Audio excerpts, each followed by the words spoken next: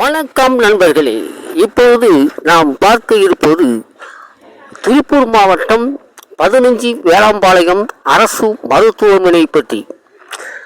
வேளாம்பாளையத்தில் அமைந்துள்ள அரசு மருத்துவமனை மிக பிரம்மாண்டமாக ஆகஸ்ட் மாதம் முதல்வர் மு.க. ஸ்டாலின் அவர்களால் 48.68 கோடி செலவில் உருவாக்கப்பட்டது.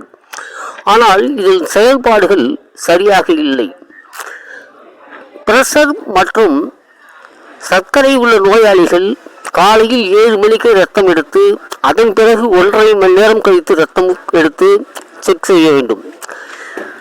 காலையில் இங்கு திறப்பதே 9 மணிக்கு என்றால் லேபில் உள்ளவர்களும் 9 மணிக்கு இருக்கிறார்கள். அப்போது மருத்துவர் அவர்கள் சீட்டு பெற்று எப்பொழுது ரத்தம் கொடுத்து எப்பொழுது சாப்பிடுவது? சுகர் மற்றும் பிரஷர் உள்ள நோயாளிகள் எல்லாருமே வயதானவர்கள். அவர்கள் மயக்கம் எடுத்து வீழ்ந்து விட்டால் யார் பொறுப்பாகுவது?